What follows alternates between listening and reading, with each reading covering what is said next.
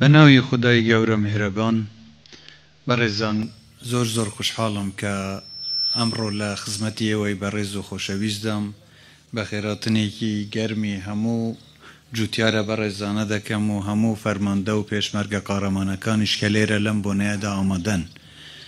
مەخۆم بە سەربەرز دەزانم و شانازی دەکەم کە بۆ فتاری ئەمڕۆ توانیم بێمە خزمەتی ئێوەی خۆشەویست بۆ دووپاتکردنەوەی پشتیوانی خۆمان لە برا جوتیارەکانمان و هەروەها بۆ بەسەرکردنەوەی پێشمەرگە قارەمانەکان و دەستخۆشیکردن لە خزمەتی ئەو پێشمەرگە قارەمانانەی کە بە شەو و ڕۆژ شەو نخوونی دەکەن ماندوو دەبن بۆ ئەوەی ئێمە بتوانین بە سەربەرزی بژین و درێژە بە ژیان بدەین.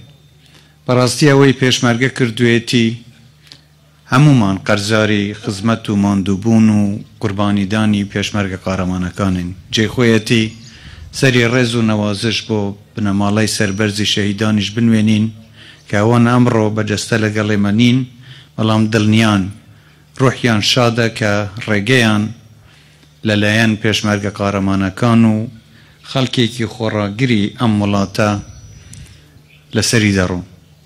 ڕێگاکەیان چۆڵ نەکرەوە و چۆلیش ناکرێ.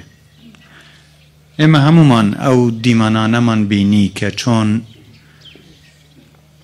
ئەو هێزانە پەلەماری جۆتیارەکانیاندا.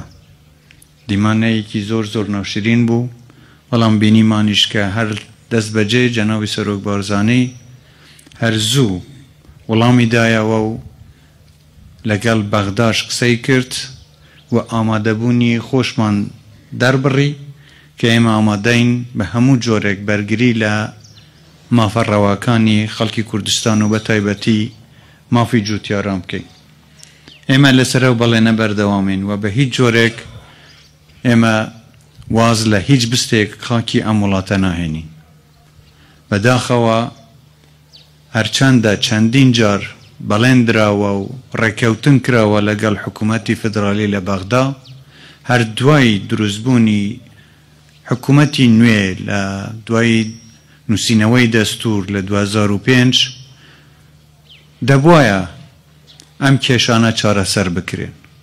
من پێم وایە لەو سەردەمەش هەڵەیەکی گەورە کرا کە ناو لەو شوێنانە نرا ناوچەی ناکۆکی لەسەر. ئەوانە ناوچەی ناکۆکی لەسەر نین، ناوچەی داگیرکراون، ناوچەی دابڕێنراون.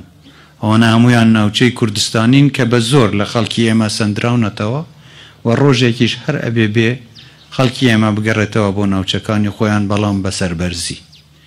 ئێمە دەمانەوێ بە ئاشتیانە بتوانین هەموو بستێکی خاکی وڵاتەکەمان بگەڕێنینەوە.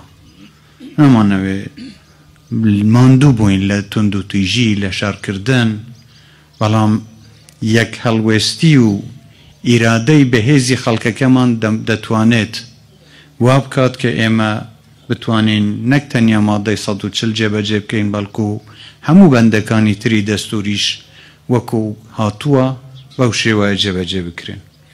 گرنگە ئێمە یەک هەڵوێست بین، یەک ڕێزی خەڵکی کوردستان گرنگە و لەوە گرنگتر ئەوەیە کە بەرژەوەندی باڵای خەڵک و وڵاتەکەت بخەیتە سەرووی بەرژەوەندی حزبی و شەخصی.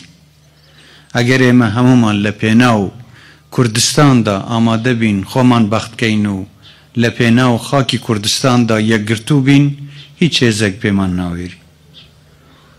و هیوادارم ئێمە بتوانین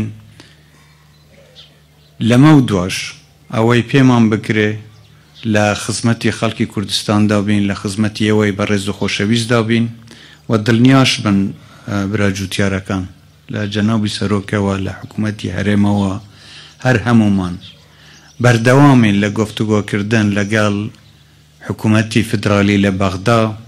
پێشنیار کرا کە لەگەڵ هاوپەیمانان قسە بکەین، لەگەڵ ئەوانش قسەمان کردووە، بەردەوام دەبین لە قسەکردن لەسەر ئەمە. ئەمە شتێک نییە بە پۆستێک یا دوو پۆست لە کەرکووک چارە بکرێ، ئەمە بێ بە شێوەیەکی بنەڕەتی چارەسەر بکرێ. کەرکووک خۆی بەلای ئێمەوە دڵی کوردستانە و ئەبێ کەرکووک ڕۆژێک هەر بگەڕێتەوە بۆ کوردستان، نەک تەنیا پۆستێک و دوو پۆست. بەڵام ئەمە بە هیممەت و ئیرادەی بەهێزی خەڵکی کوردستان دەکرێ.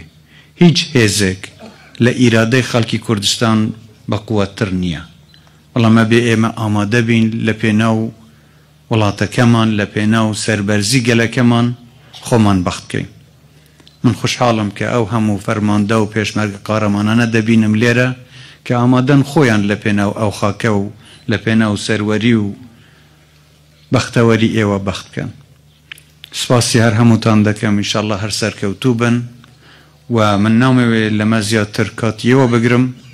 لە کۆتاییدا دەمەوێ ڕۆژی نەتەوەیی ڕۆژی جلوبەرگی نەتەوەی لە هەمووتان پیرۆز بکەم و ڕەمەزانیش لە هەمووتان پیرۆز بێ ئینشاءڵڵا. خوا دوعا و نوێژ و ڕۆژی و تاعەتی ئێوە قبول بکاتن.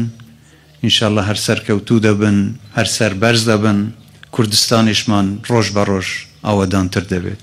زۆر زۆر سپاس.